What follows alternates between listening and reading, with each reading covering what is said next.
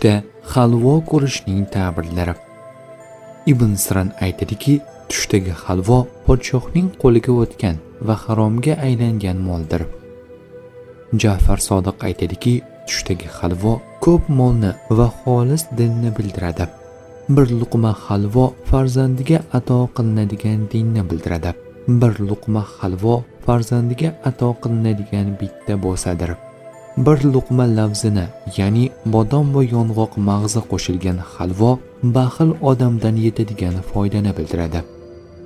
Jobir Mag'ribiy aytadiki, tushdagi halvo qilayotganini, tushida halvo qilayotganini ko'rsa, o'sha halvo miqdoriga muvofiq halol mol va halol rizq topishiga dalildir. Agar halvosida za'faron borligini ko'rsa, yaxshiroqdir. Tushdagi halvo purush shirin suxan odamdir. Tush ta'birlari bashorat emas, barcha narsani bilguvchi zot yagona Allohdir.